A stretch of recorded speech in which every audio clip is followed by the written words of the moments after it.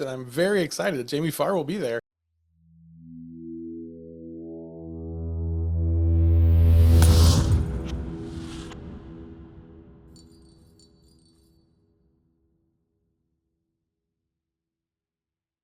Okay, well let's talk about cons.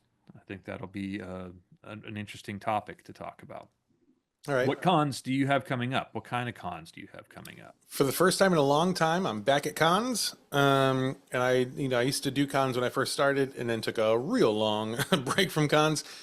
Now I have one coming up that I'm really excited about. It's not big. It's pretty small, I think, but it's going to be it's local enough to be accessible to me, and also like they get decent names there. So I think it's going to be a mid-sized con. It's the Big Lick Comic Con in Roanoke, Virginia. I am up in Stanton, about 90 minutes away, so it's pretty close. And it'll be my first one in, I mean, to give you an idea of like how wide the gulf is for my con experience, the last con I did was 2016 C2E2. Oh wow, And that's a big now one too. That's a it's a huge big one. one. So I was doing like several, pretty big ones, and then took a long break. And now I'm doing this smaller one, and that feels like a good starter, like a re-entry point for me. Mm.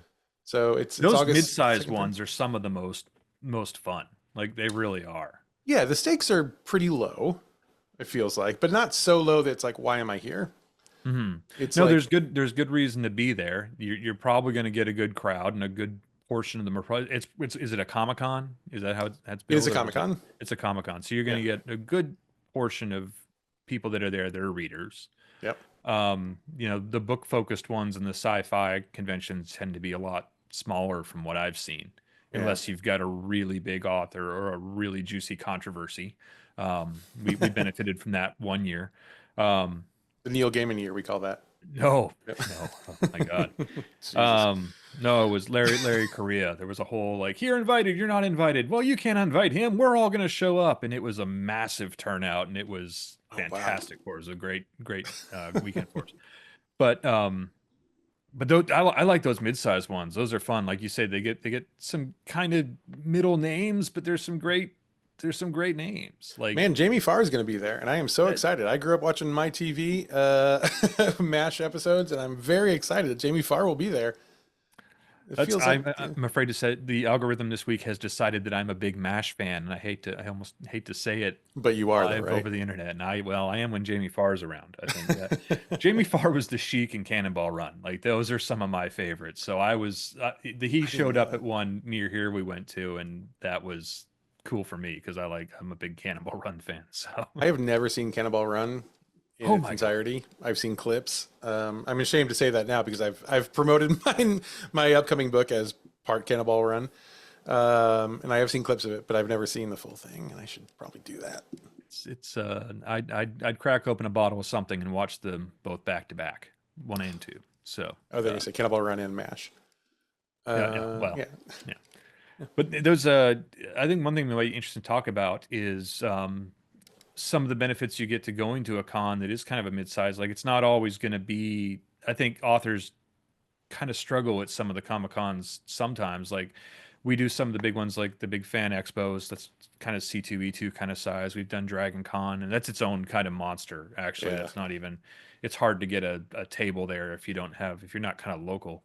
Um, but if you don't have a big enough crowd, it may seem like, is it really worth it? I think there's a lot of great reasons to go to a con outside of can I sell books? Well, I think yeah, because it's a real concern, right? Because if you go to a big one like Fan Expo, like C2E2, there are so many people selling so many things, and if you're an indie author, you are probably not on the radar of most people going there to buy things from people.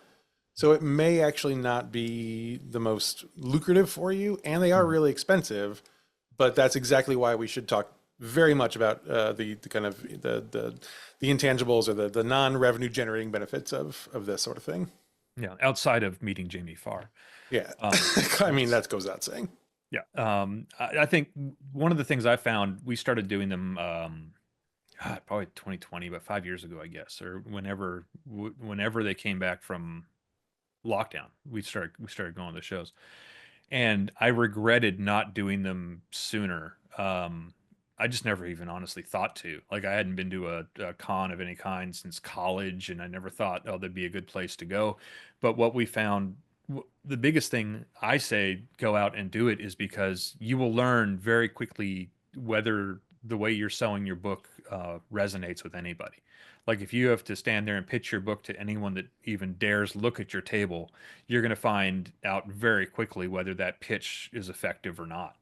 It really changed a lot of things we did marketing wise. Um, After a couple days out there, we're like, okay, that line that we thought was a winner isn't working at all. Let's try this, and all of a sudden, we were able to kind of translate that even into online marketing, and we saw it resonate just as well there. Well, and that translation to online marketing is so important, right? Because you can throw things on the internet all day long, and really, like, you get a lot of analytics, but you don't know how well it's resonating really.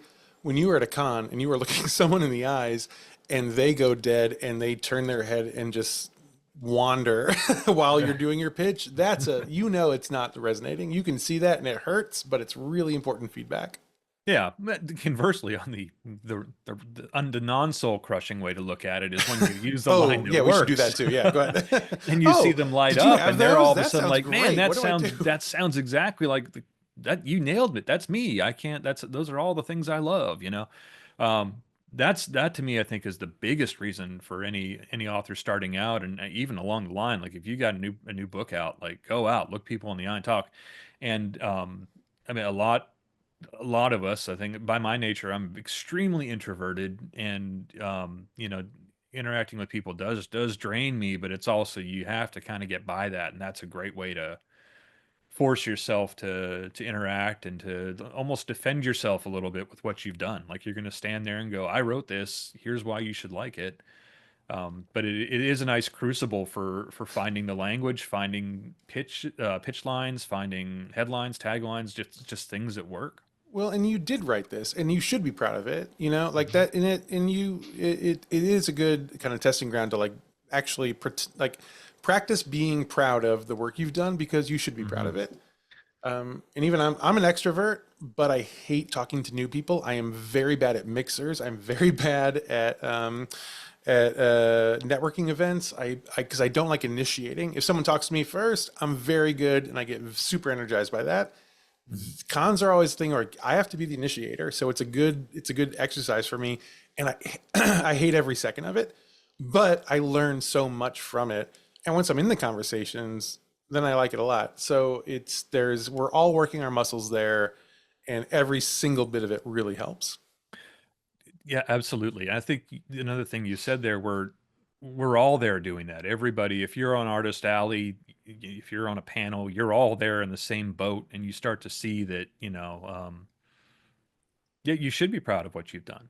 And you did show up and you are there. And I hate to say, you can see some people that maybe shouldn't be there, but it's the other thing that I find great about it is some of the folks I've met at shows. Like I've met some amazing people at shows because you are all standing there with your heart in your hand or whatever, and saying like this, here's something I made, I hope you don't hate it. And there's a camaraderie in that. But we've met a ton of great people at these shows. And if you do a lot of ones in the same area over and over again, you'll see the same faces, you'll see the same people, and you'll just strike up friendships with them. And it's really cool. It's been very beneficial in a lot of ways. Yeah. And you will meet readers there, and they will become readers for life. And Yes. my go-to example is in when I was at C2E2 in 2015, 2016, whatever, whichever that last one was. I met this person who was down from Wisconsin to go to C2E2. Her name was Jen. She picked up one of my books and she walked away, and we chatted for a little bit before she walked away. Then she walked away. She came back later and bought everything else I had on the table. And I don't know Mhm. why, but from then on, she was a huge fan. And now, fast forward, like almost a decade later, she not only has continued to buy every book I've ever written, but now she works with me on things. Like I have a podcast called Is This a Ghost? She, for free, because she volunteered, she edits a video every week because she just wants to be a part of the work that I'm doing. Yeah. And she's really invested that way. And you meet those people in person, and it makes that connection. We wouldn't have made that connection online. There's no way. No, But that well, I don't connection think in person is so like, it's there's something incredible there. the people that go to those kind of shows, that go to Comic Cons, and especially, I mean, they're fans, they're Yeah, fanatics. They are that's passionate why about they're their there. interest. Totally. Yeah, they are there to get into it, and when they especially, I think, just there's just something to when you meet the author and they hand you the book. There, I think there's a little, it's cheating a little. I think they're a little less likely to give you a bad review. But you do you become friends with them. Yeah. And I've seen the same people year over year at many shows. And it's great. And I only see them at shows. They don't even necessarily interact with me online. It's like, hey, it's been a year. Here we're back. Do you have anything new? How are things going? It's really cool. I mean, the people you meet aren't even just the other vendors and artists and stuff like that. It's the people at the show, Yeah. and you'll see them all over. I've been fortunate enough to do a few shows. Um, in Florida and Dragon Con and stuff like that. And I'll see people here in Dallas that I ran into at Dragon Con, that I ran into in Pensacola. Like, it's just like, Like wait, I know you you, were but on the other side of the country. What you is weren't supposed to what be is on this this? coast. Yeah, there's one guy that he met me at Dragon Con. He came and found me at Fan Expo. Like, there's a lot of people that travel around the country to the bigger shows, Yeah. and they'll come find you. It's fantastic. And these are people who are into fandoms, and Mhm. as a marketing, person, fandom is what you want because that's when people start doing your marketing for you. They're the Absolutely. ones who will go and tell all their friends and all their communities and all, their Twitch followers or whatever, go read these books. And so there's the value is unlimited.